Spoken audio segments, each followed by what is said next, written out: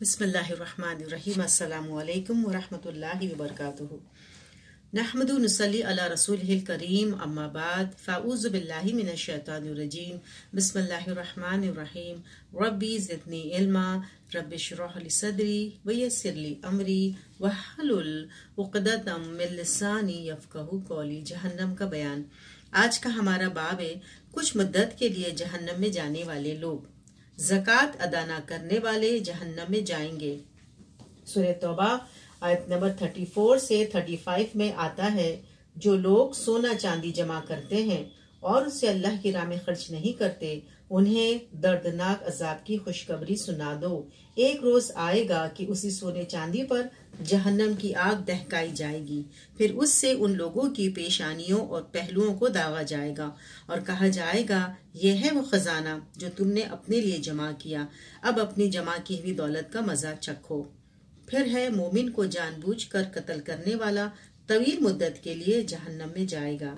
सूरह निसा आयत नंबर 93 में आता है, जिसने किसी मोमिन को जानबूझकर कत्ल किया उसकी सजा जहन्नम है, जिसमें वो हमेशा रहेगा। उस पर अल्लाह का अजाब और उसकी लानत है और अल्लाह ने उसके लिए सख्त अजाब तैयार कर रखा है। हजरत अबू सईद और हजरत अबू हुरैरा से रिवायत है कि रसूलुल्लाह सल्लल्लाहु अलैहि वसल्लम ने फरमाया, अगर आसमान और जमीन में रहने वाली सारी मखलूक, जिन व इंस और फरिश्ते एक मोमिन आदमी के कत्ल में शरीक हों तो अल्लाह ताला उन सब को मुंह के बल जहन्नम में डाल देगा। इसे तिर्मिज़ी ने रिवायत किया है। फिर कुफ्फार से जंग के दौरान लश्कर से भागने वाला जहन्नम में जाएगा। सूरह अनफाल आयत नंबर 16 में आता है, जिसने कुफ्फार के मुकाबले से पीठ फेरी इल्ला ये कि जंगी चाल के तौर पर ऐसा करे या किसी दूसरी वजह मसलन अपनी ही फौज से जा मिलने के लिए ऐसा करे, उसने अल्लाह का गुस्सा मोल लिया। उसका ठिकाना जहन्नम होगा, जो बहुत ही बुरा ठिकाना है। फिर यतीम का माल नाहक खाने वाला जहन्नम में जाएगा। सूरह निसा आयत नंबर 10 में आता है, जो लोग जुल्म के साथ यतीमों का माल खाते हैं, दर हकीकत वो अपने पेट आग से भरते हैं और कयामत के रोज वो जहन्नम की भड़कती हुई आग में जरूर डाले जाएंगे। फिर पाक दामन मोमिन औरतों पर तोहमत लगाने वाला जहन्नम में जाएगा। सूरह नूर आयत नंबर 23 में आता है, जो लोग पाक दामन बेखबर मोमिन औरतों पर तोहमत लगाते हैं, उन पर दुनिया और आखिरत में लानत की गई है और उनके लिए बहुत बड़ा अजाब है। फिर फासिक, फाजिर और बदकार लोग जहन्नम में जाएंगे। सूरह इन्फितार आयत नंबर 14 से 16 में आता है, यकीनन बदकार लोग जहन्नम में जाएंगे और रोज जजा वो उसमें दाखिल होंगे और वो उस जहन्नम से हरगिज गायब नहीं हो सकेंगे। फिर तारीक नमाज जहन्नम में जाएगा। हजरत अब्दुल्ला बिन अम्र बिन आ से रिवायत है कि नबी अकरम सल्लल्लाहु अलैहि वसल्लम ने एक दिन नमाज का जिक्र करते हुए फरमाया, जिस शख्स ने नमाज की हिफाजत की उसके लिए नमाज कयामत के रोज नूर, बुरहान और निजात का बास होगी। जिसने नमाज की हिफाजत ना की उसके लिए न नूर होगा, न बुरहान और न निजात। नेज़ कयामत के रोज उसका अंजाम कारून, फिरौन, हामान और रुबई बिन खलफ के साथ होगा। इसे इब्ने हबान ने रिवायत किया है।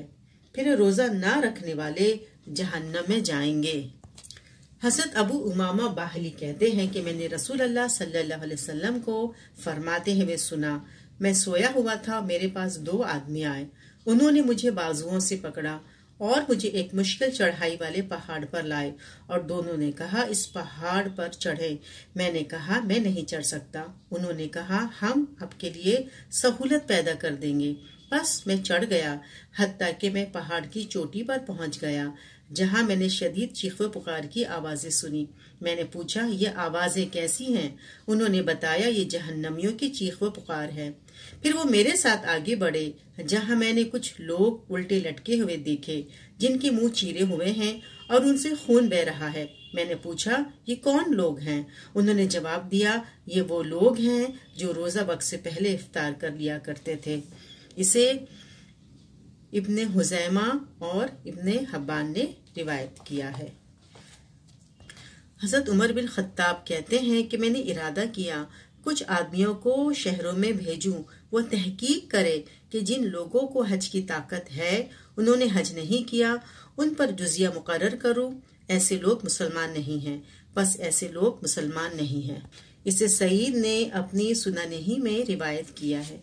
پھر ریا کرنے والے جہنم میں جائیں گے۔ حضرت ابو ہریرہ کہتے ہیں کہ رسول اللہ صلی اللہ علیہ وسلم نے فرمایا، قیامت کے دن سب سے پہلے ایک شہید لایا جائے گا، اللہ تعالیٰ اسے اپنی نعمتیں گنوائے گا اور شہید ان نعمتوں کا اقرار کرے گا۔ اللہ تعالیٰ اس سے پوچھے گا، تو نے ان نعمتوں کا حق ادا کرنے کے لیے کیا عمل کیا؟ وہ کہے گا، میں نے تیری راہ میں جنگ کی حتیٰ کہ شہید ہو گیا۔ اللہ تعالیٰ ارشاد فرمائے گا، تو جھوٹ کہتا ہے، تو نے بہادر کہلوانے کے لیے جنگ کی، سو دنیا میں تجھے بہادر کہا گیا۔ پھر فرشتوں کو حکم ہوگا اور اسے منہ کے بل گھسیٹ کر جہنم میں ڈال دیا جائے گا۔